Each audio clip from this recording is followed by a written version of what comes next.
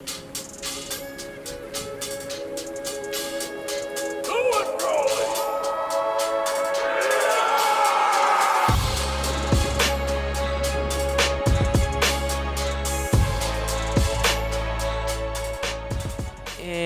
what's going on, guys? It's your boy Uchi, and this is a brand new project. I don't know if you guys saw, I teased it a little bit on Twitter, but this is what it is now. It is a brand new bi-weekly podcast that you will be able to hear, listen on, especially if you're here on YouTube or if you're listening to it on Spotify or off of UchiGames.com. But it is a brand new Dragon Ball exclusive podcast that will be brought to you guys bi-weekly every month. So definitely look forward to that and keep on those alerts so that way you can find out when all the new episodes are up and running.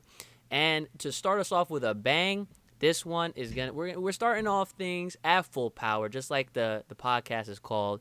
We're going all in, and this, guys, is someone that is known heavily for his Dragon Ball content through his YouTube channel, withstanding over 500,000 subscribers.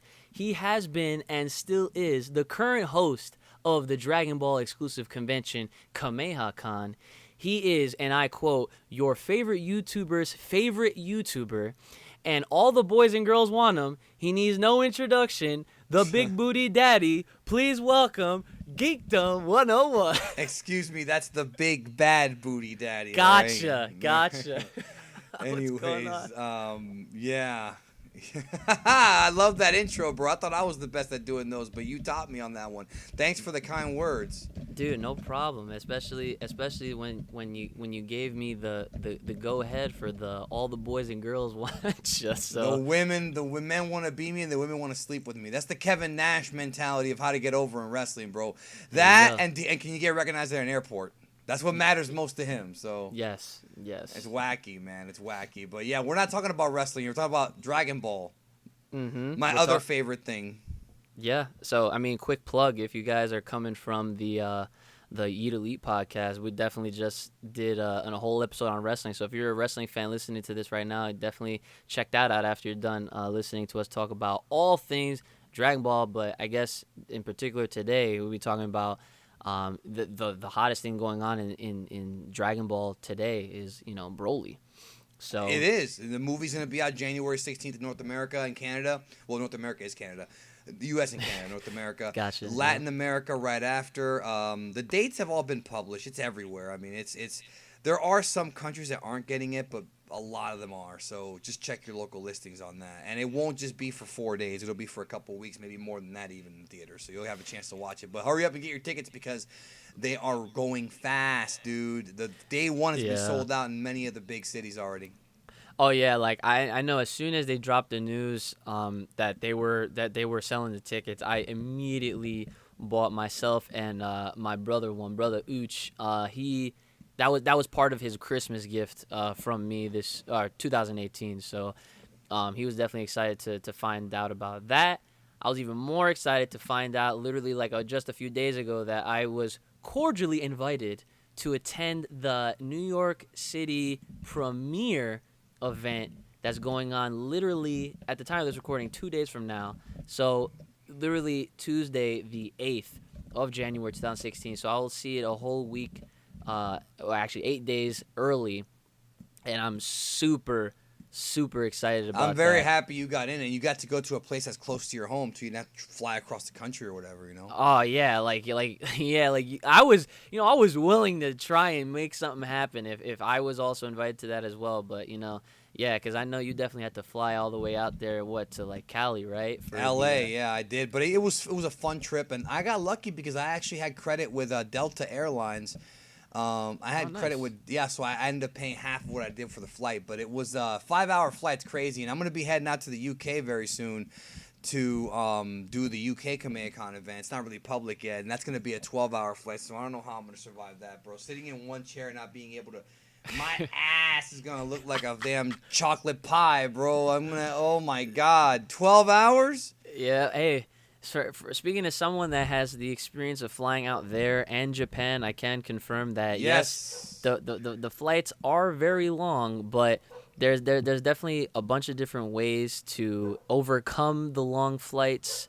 I could definitely give you a bunch of tips if you want. Please do. Not now, but Yeah, later on, give me some. Of course. Yeah. So, of course, we're talking about all things Broly, Dragon Ball Super Broly. It's happening. You guys already know January 16th is the North American premiere and the first New York City, I guess, red carpet. I don't know if they're actually doing a red carpet. I don't see know. that. I don't know if there's any celebrities going or anything, but they will show the movie, and that's the most important thing. Yep, and it will be the English dub. So that, of course, that's also pretty important to highlight because a lot of people were wondering like if they're gonna show the sub with They're not showing the sub until the Blu-ray right. comes out in North America. Yeah, which I'm hoping. I wanted to see it. I wanted to see the sub. I definitely wanted to see it too. I'm just hoping that they at least put the Blu-ray out, sooner than later. Maybe I'm guessing I'm guessing right around May or April. Yeah, probably May to be realistic with you. If they want to, if they want it to be really nice and and give us a nice little surprise for for the spring season, I would definitely say April. That's just me personally. Well, I did find out a couple days ago from the Kamehacon owner that we did get permission from Crunchyroll to air Super. So the plan is to air not at the con, but at the hotel next to the con. We're gonna have some rooms there. Super's gonna be on the air. And now, if Super does indeed return, and it returns that weekend or the week before, there's gonna be a new Super episode. We'll probably all gather around there to watch it. If it doesn't return in April and they're going to postpone the return, then it'll probably be older episodes, like Tournament of Power episodes, just gotcha. reran, because we got permission to run it, so why not? You know what? I now have to beg the question because a lot of people on my channel have always asked me like, "Yo, Uch, like, how come you don't do any kind of collaborations?" And realistically, it's just all about timing and scheduling and whatnot. But here I am asking you, if all of that happens, whether it's new Super or Tournament of Power episodes, how does a Kamehacon reaction sound to you?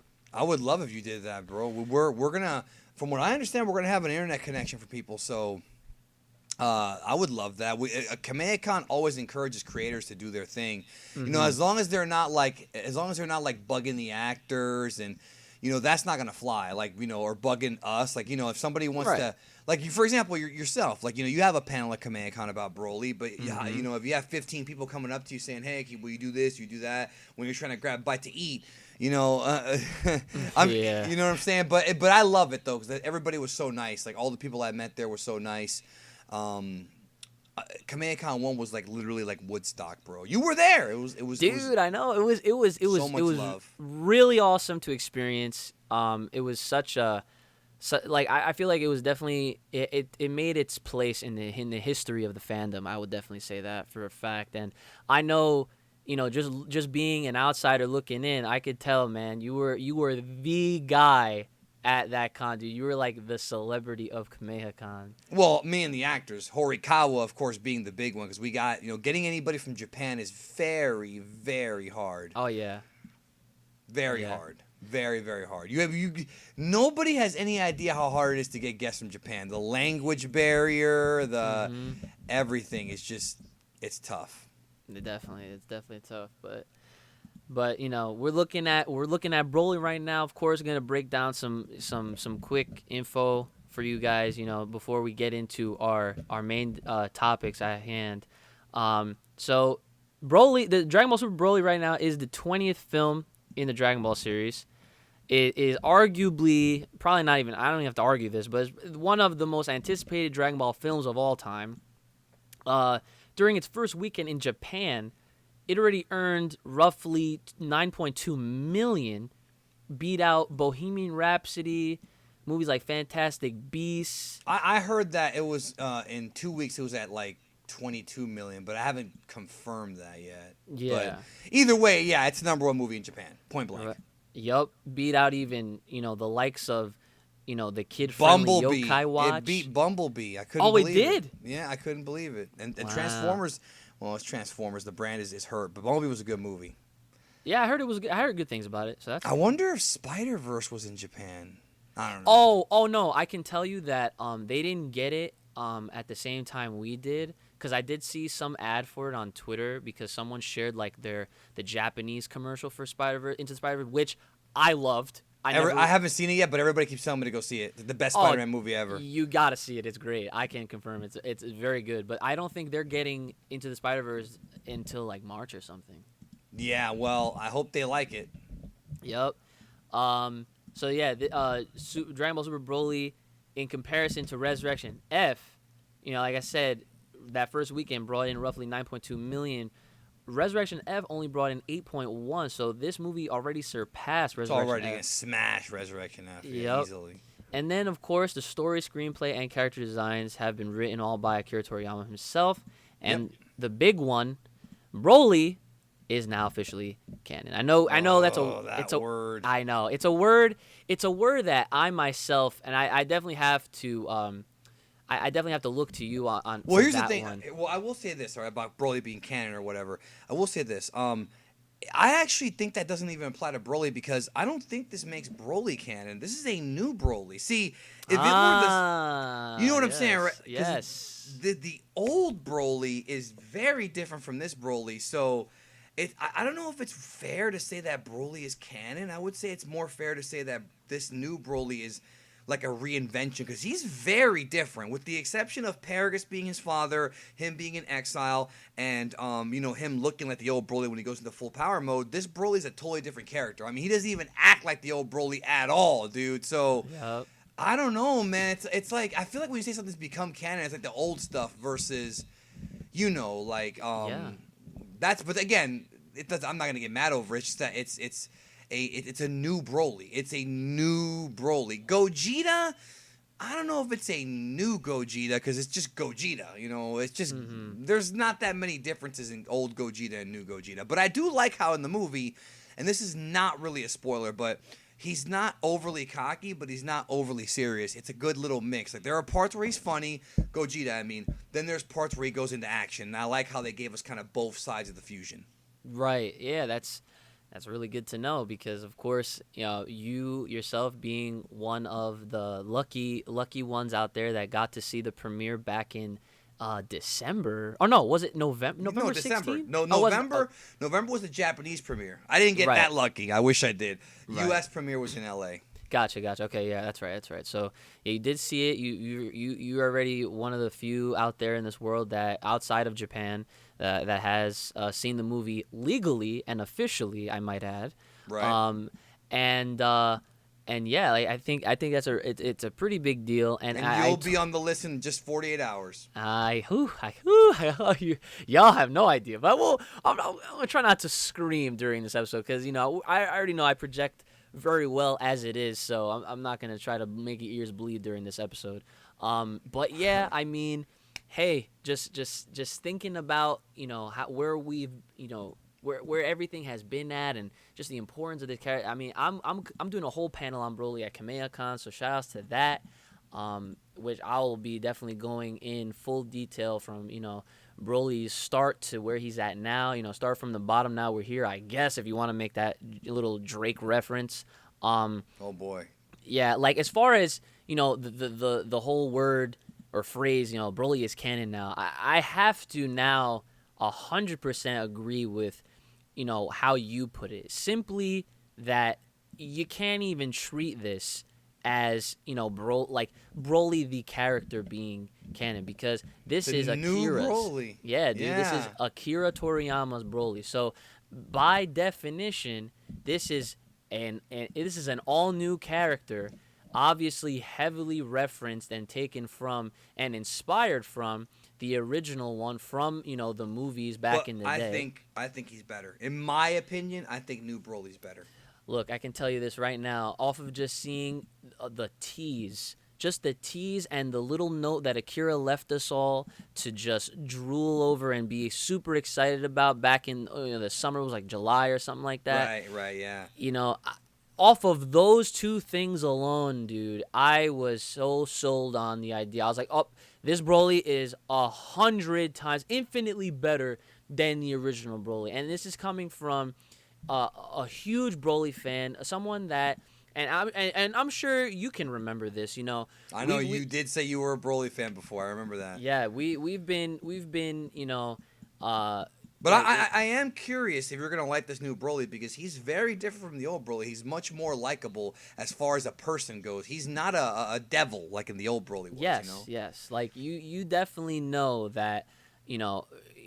Thinking back to previous conversations that we've had in the past, like when Dragon Ball Super was just about to be brought back, and there was all we had were the Battle of God movies, and we had the upcoming Resurrection F at the time, if I'm getting my timeline right. No, yeah, that's all we had. There was no Super until July of 2015.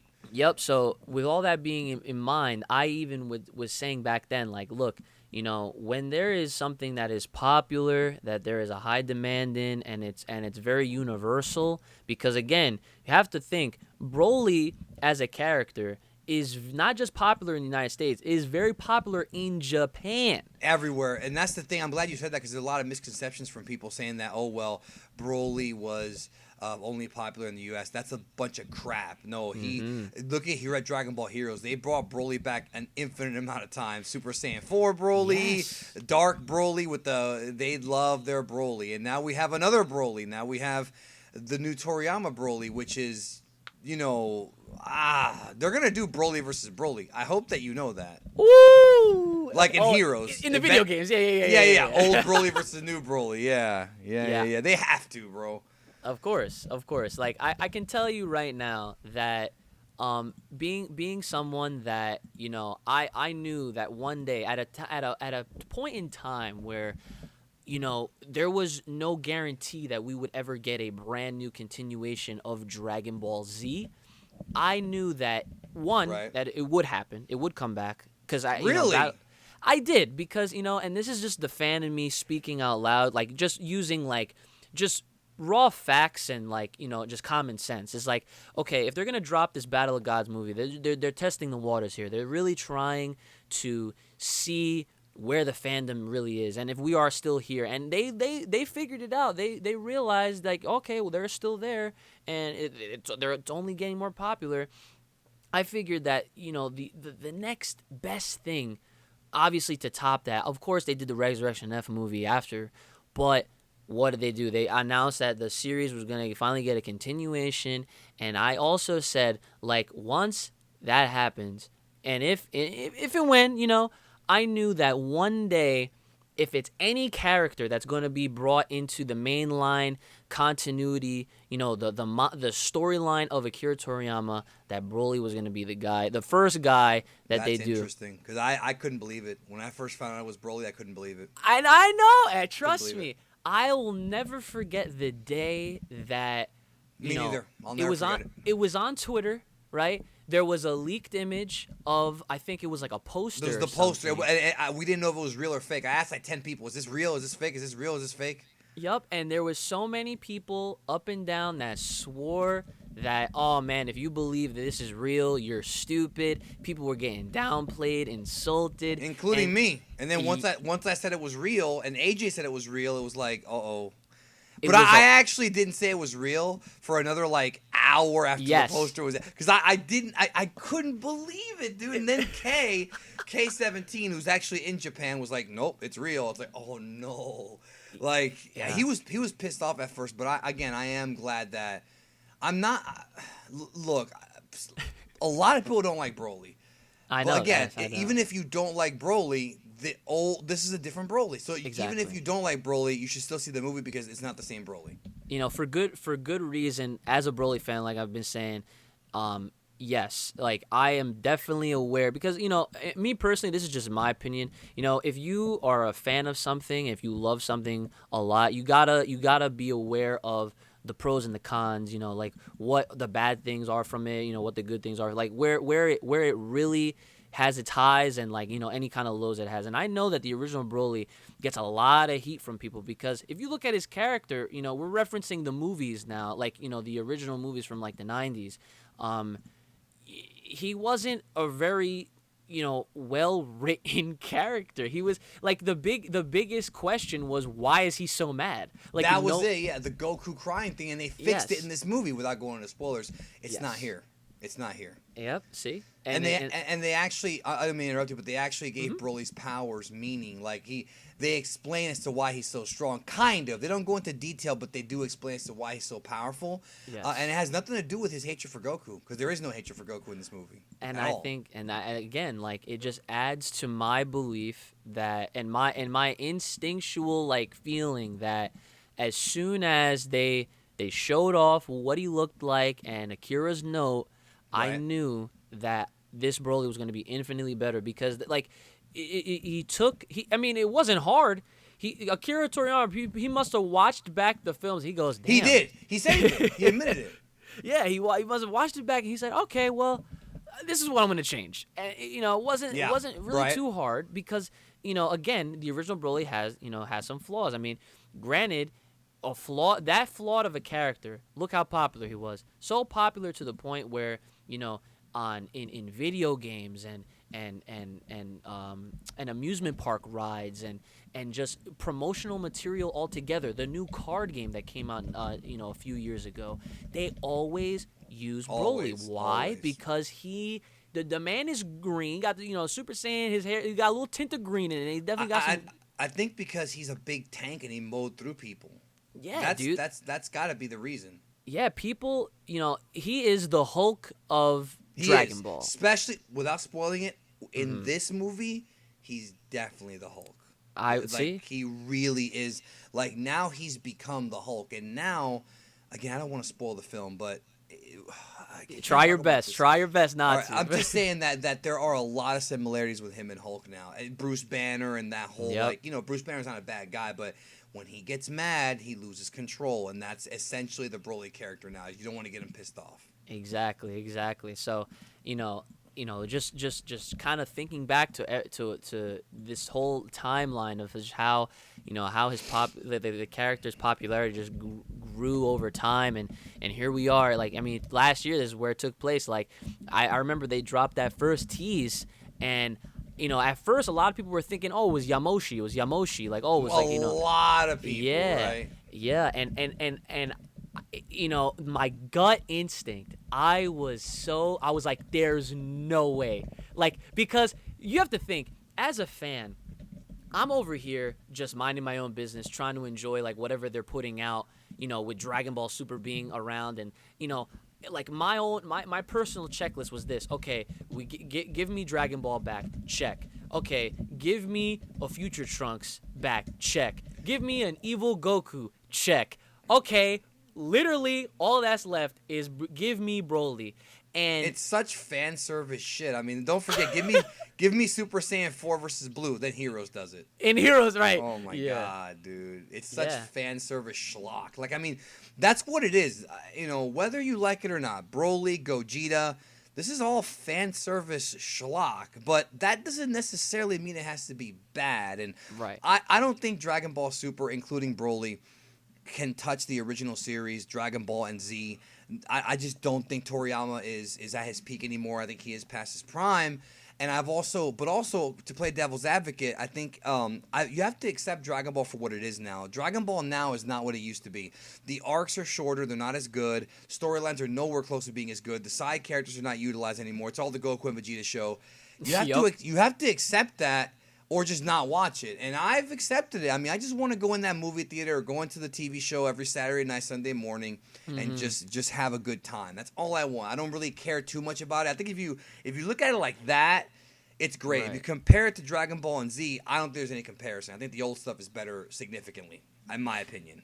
Yeah, that's totally fine to feel that way. Like, and me being like the optimist, like I'm always looking to like, because I like whenever I dissect something, I'm always like, trying to pick it apart in, not just the negatives but the positives too. And I'm just like, I also recognize that it has been the Goku and Vegeta show in Dragon Ball Super. Yeah. But with that being in mind, like I am noticing that they are paying attention to the fans. I think that, and it hasn't been confirmed. And just to kind of deviate away for a second from Broly, but I do know that the super manga has had a lot of heat, and I know you personally. Like I've definitely watched all your reviews on the manga chapters, and It was you know, bad up until recently. Now it's yeah, good again. up until recently, and why? And I personally think this is, this is my personal opinion, that Right. especially since Akira Toriyama announced that he was gonna have more of a role within, editing and just being a part of the development of the manga. So like he was gonna oversee it and basically like be at Toyotaro, like he was gonna make corrections, stuff like that. Like He has made corrections, which really surprised me, by the way. yeah, and I think it has to do in part with the fact that the fans were vocal about their displeasure with how the manga was going. So what did they do? They probably brought it to his attention, and luckily Akira Toriyama was like, all right, well, I'm gonna be more of an aid, to make sure that this is all met, to the fans, their expectations and stuff like that. Well, I don't know. We don't have any statements from him stating that, but one thing that definitely that I felt just from reading the Tournament of Power is I don't think Toyotaro gave a crap about that arc. He really dogged it. He got Kale over and some other characters like Gohan over, but I don't think when he was writing it that he really cared. I think that his mind was already set on what's happening after, and I just think he kind of like, he phoned it in, just being honest with you. I think he just phoned it in because the arc just feels very phoned in, like, oh, let's do this, let's do that. The eliminations were really fast. It wasn't fun. I was not having fun reading it. But then the first couple of chapters of the new Galactic Patrol Prisoner arc, I love them. It's my favorite manga chapter in Super. Like, I don't think Toyotaro has done a chapter as good as that one. And I was just like, wow, like, is it because, like, I'm wondering, like, is he being pressured by, I mean, he's obviously being pressured by Shueisha. I don't think he would have finished the arc by November when Broly was coming out, right? Because that's a weird coincidence that he finished it right when Broly was coming out. If it wasn't for Shueisha pressuring him into squeezing that arc down, I think that's what's going on. I also think that Shueisha might be pressuring him to now make a new story, but I think now he's got more freedom. Because I will say this. One thing that we have to take into account is all those things you talked about, Trunks coming back and Broly, that was all Shueisha talking to Toriyama and giving him data of the popularity of characters. I really wonder how Dragon Ball Super or Dragon Ball would be if Toriyama didn't have Shueisha there. I feel like Akio Iyoku, who is the lead guy at the Dragon Ball room, he was actually at the premiere. He has a lot of power, and I think he might be the one telling him, yo, Toriyama, yeah, Trunks, he's really popular. He's in all these video games like Dokkan's Universe. Why don't you bring him back? Okay, no problem. Hey, Broly, I'm thinking that might be the case, dude. I think it might be. It's that whole, it's a creative team. It's not just Toriyama. Right. Yeah. Yeah. See, like, I just want better stories. Is all I want. Oh yeah, you and me both. You and me both. But to now get right back on topic here with all things Broly, and obviously getting hyped for this movie.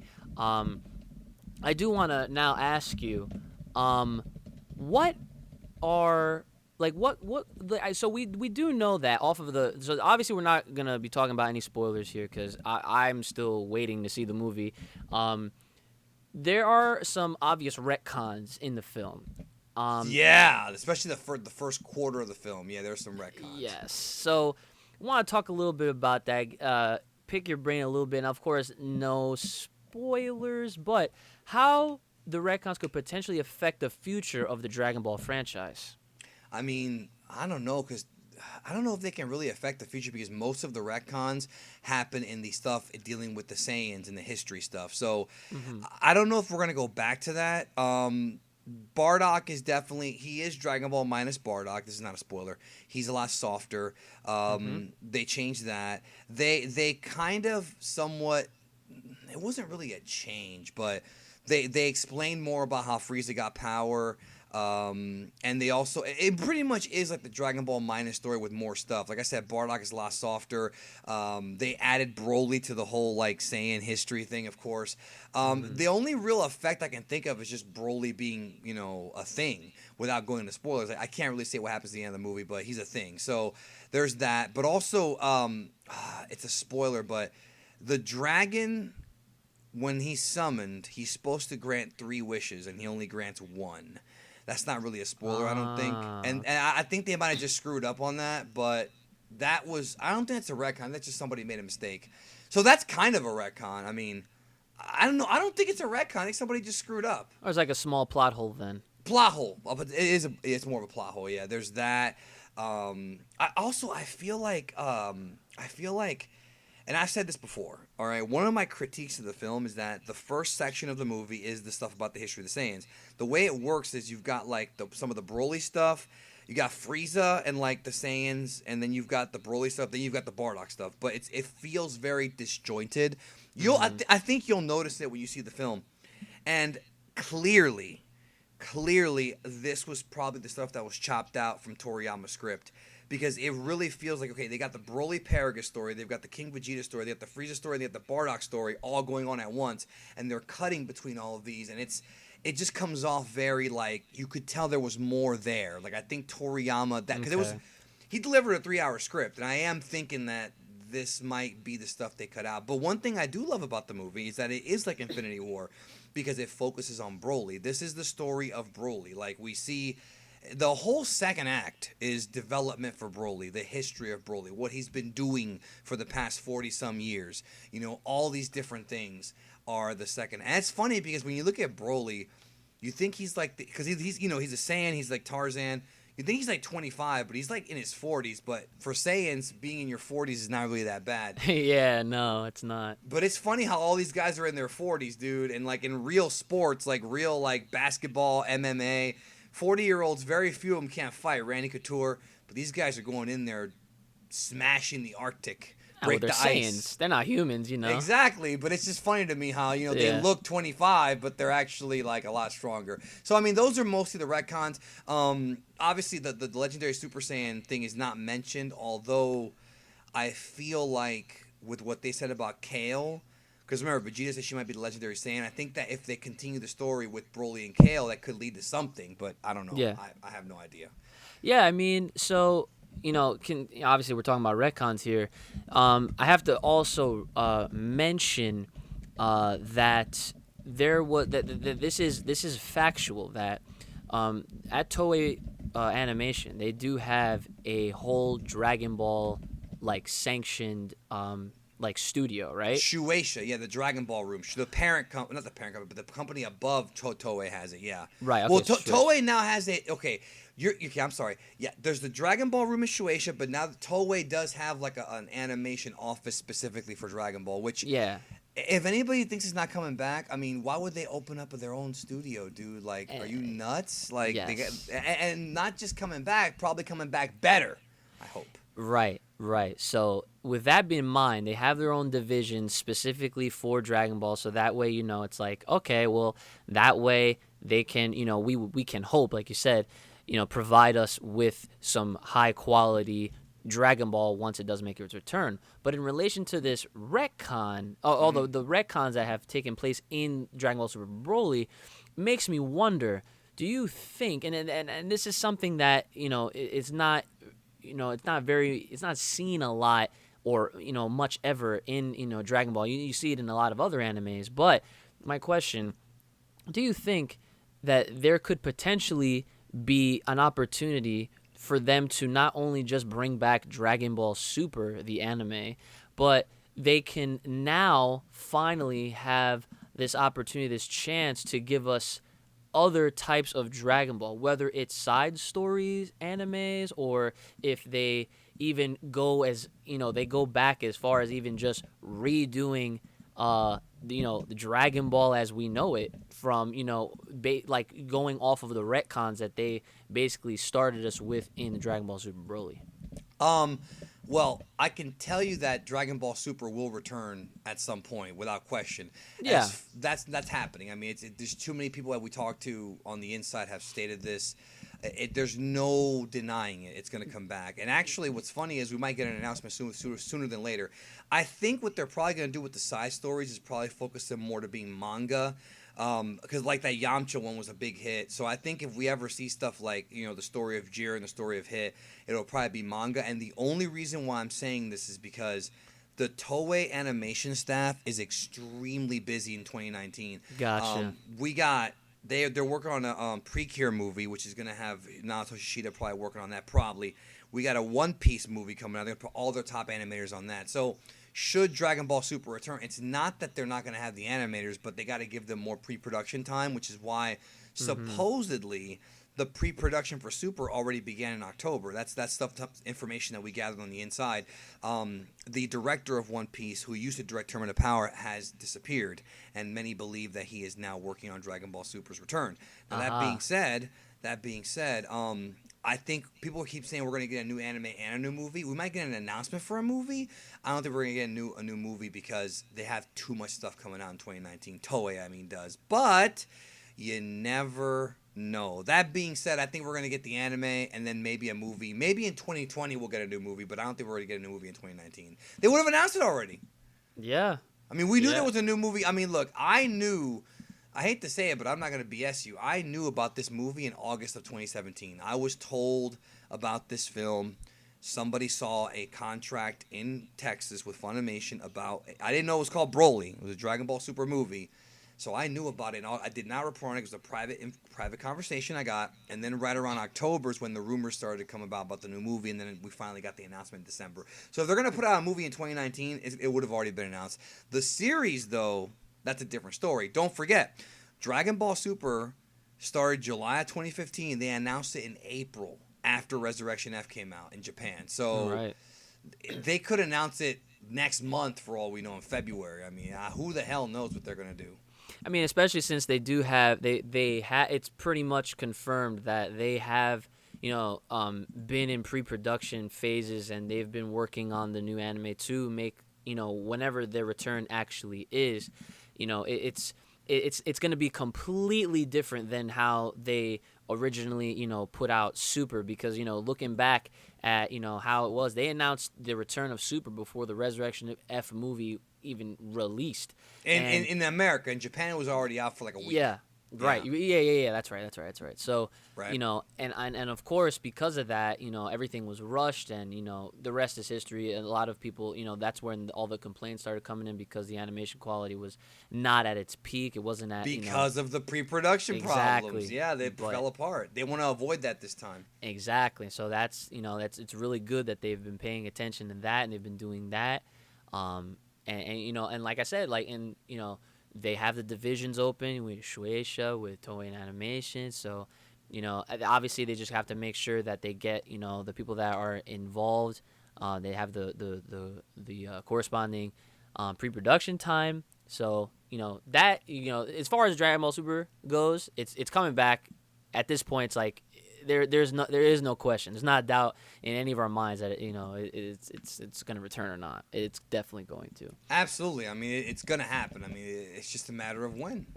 Yeah, it's a matter of when. So the big when is potential, because I know that outside of this episode, you and I were going back and forth with when we think, and I made the educated guess as to maybe July, June, possibly. Yeah, I was thinking July too, actually. Yeah.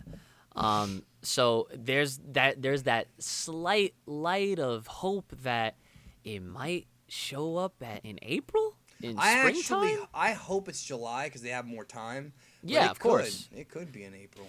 Yeah, as far as production goes, considering that we both understand how it all works, I don't want to repeat where we're getting these really rushed episodes. I want everything to look and feel as clean, as crisp as it possibly can. Treat it with the respect that it should be treated as Dragon Ball for what we're talking about here. So right. I think that it deserves as much, and I'm completely fine with waiting, because you know what?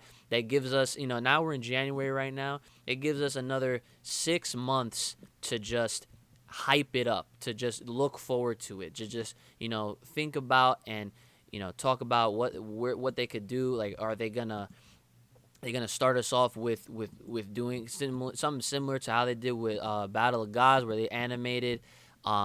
They made episodes for See, the I'll tell you this, man. I'm actually very much against them adapting the movie, but because there's that 3-hour Toriyama script. Exactly. Right? That's the key.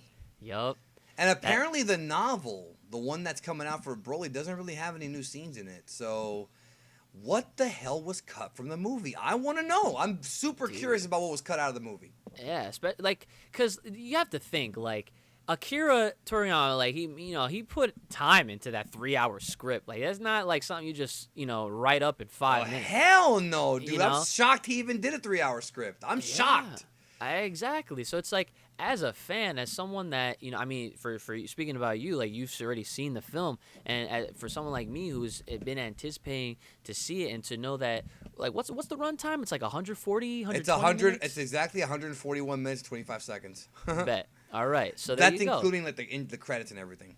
Right. So, you have to understand, like, that's Which how is long still the long, movie is. by the way. Yeah, it's still pretty long, but again, I'm sorry, I apologize. Not 141 minutes, an hour and 41 minutes. My bad. Oh, there you go. That's like they basically chopped it in half. And so you have to beg the question. It's like, like myself, like you, I myself am very I'm very opposed to the idea, especially like, cuz like, after watching Battle of Gods and then seeing the anime, it's like, oh, like, I want to just see new stuff. Like, I don't want to just rewatch everything that I just watched. But thinking back to that, they did add a little like, some extra things to those anime episodes, which makes me wonder and want, actually, that if they were to go in that direction, if the first arc for Super's return would be Broly, I think that this would be the perfect opportunity and the perfect chance for them to really dig into that 3-hour script and to just let it be in the anime. I think that'd be amazing. It just won't look as good as the movie. That's the only problem. Yeah, that's another thing as well. But I think that for the sake of just knowing what we're missing, I think, like, because I would want to see it rather than just read it in a manga, and they haven't, they purposefully skipped over it just for the Galactic Prison. Wow, right. I can't even. No, it's a tongue twister, bro. Because we just had the Prison Planet arc in Heroes. You're right. The Galactic Patrol Prisoner arc. Yeah. There you go. Yeah. So, but a lot of excitement and kind of a lot of nice and fun conversations to have when it comes to the potential of what could possibly happen this year for just Dragon Ball alone. And lastly, really quick to wrap things up, without spoilers, of course, what could fans expect out of this movie? Does it live up to the hype, and could this be the best film to date? Well, are you asking my opinion on it, or? I'm asking. Well, okay. Yes. I think it's the best looking movie. It's the best looking Dragon Ball anything. When it talks about Sakuga animation, it's the best looking thing ever. And there's a lot of great animation in the older movies. Even Bio Broly had some good animation during the Bio Broly versus Goten and Trunks fights. Shida did a cut on there. This blows all of that away. It's the best looking Dragon Ball product ever. I think for somebody like you who's a Broly fan, if you like what they did with Broly, it will be your favorite movie. I still feel like Battle of Gods was a little bit better because it introduced 2 new, very likable characters. They used the side characters better. It had way more emotional moments. My Bulma, Gohan, finding out Videl was pregnant, I think is a great, realistic, real moment. An incredible movie, really opened up the door for Dragon Ball's return. Like you said earlier, I still think Battle of Gods might edge it out a tiny bit, but it's tough because there's things that happen in Broly that I like more than Battle of Gods. For example, Broly's backstory, how they developed that character, I think is fantastic. There are so many Star Wars homages in Dragon Ball Super Broly. Of course, Frieza's in it, and if you're watching the dub, Chris Ayres, who has to walk around with an oxygen tank, is the bless his soul, dude. He is the MVP of this movie. When you see it in 2 days, you're gonna know what I'm talking about. He's amazing. Vic, of course, is back. Now, I will say this, with all due respect to Vic, I still feel like Ben Shimada in the Japanese version. I mean, I heard the audio. Ben Shimada, how do you make it out of that studio? Ben Shimada screams, dude. As Broly. It's insane, man. But some people are going to like this movie the best. I think it really is a toss-up. Battle of Gods, I like it. I love it. But this movie is... I mean, I'm going to watch it again and again and again before I give my final thoughts on how I feel about it. There's issues with this movie, don't get me wrong. There are issues with it, but it's just a fun movie, and I think we need something like this. You know? Yeah, see, that. I'll take that as a really positive way. Looking forward to, if you're listening to this, looking forward to watching the movie. You know, I personally, you guys already know, I have been ecstatic ever since we got the official confirmation that this film was a Broly film. And hopefully we can get Geekdom back for episode 2, since this is a bi-weekly podcast here. And I heard you were by a lot of things, bro. Is that true? Say what? I ain't saying nothing. Go ahead, bro. Keep going. Okay. So, but what I want to know, because I can already confirm that episode 2 of Full Power Podcast will be like pretty much like a follow-up episode to this one right here, because obviously I'm the one that has, just much like a lot of the viewers now have not seen the film. Of course, you are giving your insight, expertise, and without spoilers on the film, just talking about it. I would love to have you back on for episode 2 as a follow-up to continue this conversation. We can talk spoilers then. And to then officially, because at that point, because I'm pretty confident that by January 16th, like, everyone's gonna have to have seen it, because like you said, like, it's sold out day one, like, across the nation. Yeah, well, I mean, I'm thinking day 1, day 2, and day 3. But I mean, some people have been telling me they haven't caught up with Super yet. You have to watch it subbed now, because the dub for Super, the TV show, is not going to be done with Tournament of Power until 2020. It's not. Wow, so crazy. Yeah, because it's like, how many episodes? Like, and it's weekly. Oh wow, you know what? That's right, because I just saw that they only just introduced Caulifla. Yes. They still got another 100 episodes or so to go, or something like that, like 50 episodes. It's about 50 episodes. So, yeah, you're not going to even see the finale until January, February. Plus, remember, Toonami takes a break every December, so, holidays too. So, it was supposed to end November of 2019. Now it's not going to end until 2020. And that's unfortunate, because if Super comes back, we're going to have to wait for that dub now? I mean, it's annoying, but yeah, that's just what it was. Toei took too long to get it to Funimation. I'm not going to get into that whole mess, but I can tell you one thing. Chris Sabat and Sean Schemmel have both told me straight up that they don't want to freaking wait for like, they don't want to wait. They want to get it done. They don't want to wait like 6 months so they can dub it. They want to dub it immediately and get it out there. Yeah, I mean, imagine if, I think that a lot of fans would be okay with that, especially if they, they tried to pull some kind of like catch-up marathon session where they I wish. That'd be great. That'd be great if they did that. Like show, instead of it being weekly, do Dragon Ball Z style. Show the last, 15 episodes of Tournament of Power, like Monday through Friday. That'd be cool. That'd be fine. If they can get it done in time. Yeah, because I definitely know that one thing I definitely want to ask, the general question. I can't even ask it now, because I'm pretty sure that it'll drop a heavy spoiler whether or not it will go along with my question. But that is for the next. What is the question? Oh no, that's what I'm saying. I can't ask it right now, because it would you'll trust me. You will know once we get to that point. So long as you're definitely okay with returning for episode 2 of the Full Power Podcast. Okay. Whatever you want. I was just wondering what the question was. I'm actually curious about it. Well, you know what? See, ask me off air. I will ask you. I don't even know if I want to ask you off air, because you would know better. Like, I will ask you. How about this? I will ask you off the air once I see it. Well, you can ask me and I won't answer. How about that? What's the point then? I don't know, because I want to know what the question is. All right, fine. I'll definitely, per request, I'll ask you. And can the viewers and all the fans at home expect to see Geekdom return for the second episode of Full Power Podcast for the follow-up conversation to discuss the aftermath? I'll do it if you want. I'll do it if you want, because I know you're gonna want to talk to me about the movie, because you've been wanting to see this for a long time. I know you will. Yeah. I know. Oh, trust me. You know me. I know, bro. Yes. I know. Yes, you do. So. With that being said, I mean, this was definitely a super fun discussion here. This is first time in a long time that your boys here, Geekdom and Uchi, have had a sit down Dragon Ball discussion over the air. I like to pretend we're in a radio studio right now. Well, we are. It's just that it's in our house. Gotcha. Yes, exactly. Oh yeah, you know what? You're right. I got my mic on a bracket right here in front of me. So yeah, see, I got my mic in a pill jar, bro. I'm still doing bootleg.